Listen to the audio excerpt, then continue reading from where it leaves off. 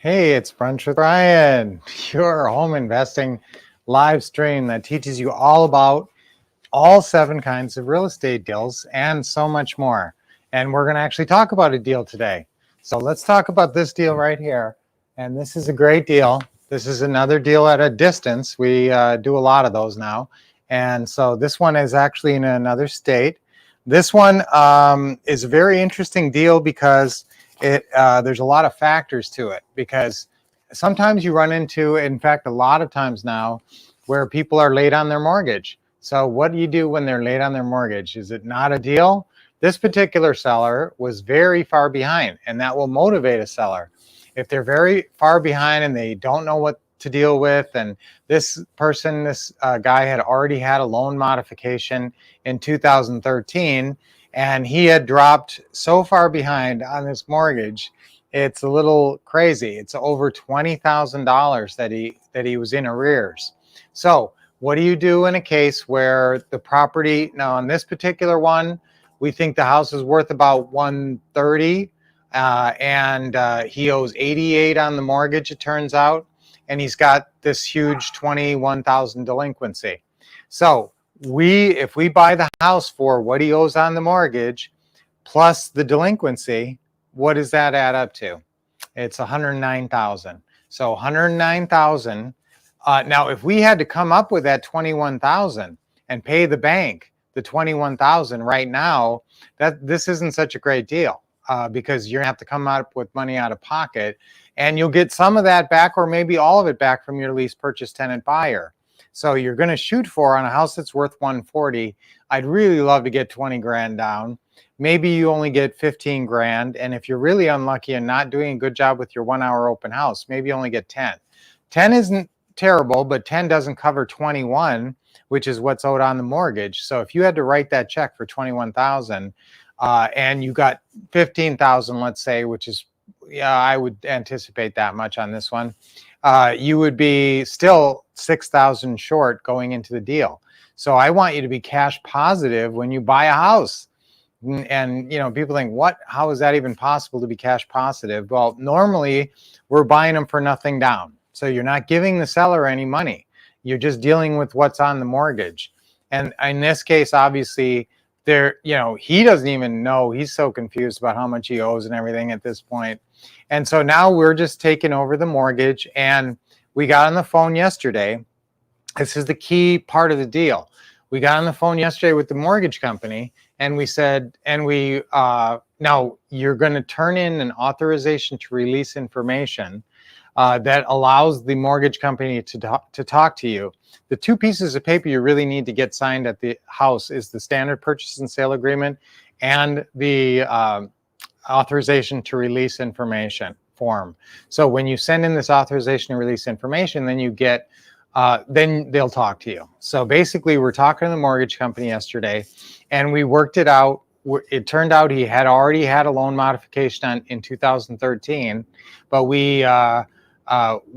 they were flexible, and I'm telling you right now that mortgage companies are pretty flexible on loan mods.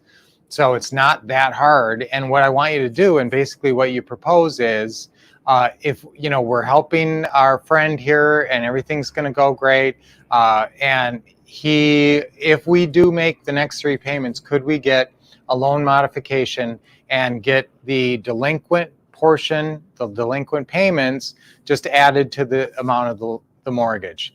Now, mortgage companies are pretty flexible on doing this nowadays because they want to get performing assets. They want to turn non-performing assets on their balance sheets, which are very bad, and keep them from actually making more loans, non-performing assets into performing assets. And this is an easy way to do it. Okay. All you got to do is call the mortgage company, and they'll just tell you that if you make, and you can offer this, if we make 3 payments on time, this is the normal, how the loan mods work a lot of times. If you make 3 payments on time, then the new loan terms are accepted and in place. So the payment on this house is like $745. I think we're going to be able to get like $1,400 a month for this place, maybe $1,300, but for sure it's a big spread. So we're talking about at least $500 plus per month, per month cash flow, positive cash flow, and we're talking about buying a house worth 130.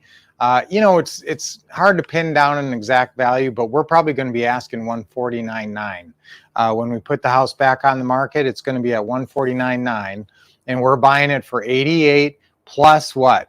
Plus the 21 in arrears. So again, that adds up to 109, and then we are taking that over with no money down, because all we got to do is make 3 payments on time, the next 3 payments of $745, and that loan mod is in place. And then that's $745 a month, and then the mortgage balance is obviously going to be higher. So the loan payout's going to take longer. But who cares about that? You're going to sell the house before the loan gets paid off. Sometime somebody's going to probably buy this house in the next 10 or 15 years from us. And so we'll gladly sell it, and the principal reduction, if it starts at 109, it's amazing how quickly that's under 100 and that's under 90, and the mortgage goes down because of the principal reduction as we make payments. So this is a great deal. It's going to make us, at least $500 a month cash flow. It's a nothing down deal. The seller thought it was a lost cause, and maybe he was going to give the house back. And yet here we turned it into a super profitable deal that, we're paying 109, we're asking 149.9, which I know we'll get. And so that's a $40,000 spread going in. However, it's going to get a lot better as time goes on. And we have unlimited time on this house. So this is, he's turning this house over to us, and he doesn't even want to look in the rearview mirror. So this is going to be a great deal for us, hopefully for a long, long time. We usually don't encourage the lease purchase buyer to go buy. Some of them are pretty motivated, and if they give you a lot down, like if somebody came in with 30,000 down in this house, I would think they probably would really be motivated to cash me out in the next couple of years, which I don't want.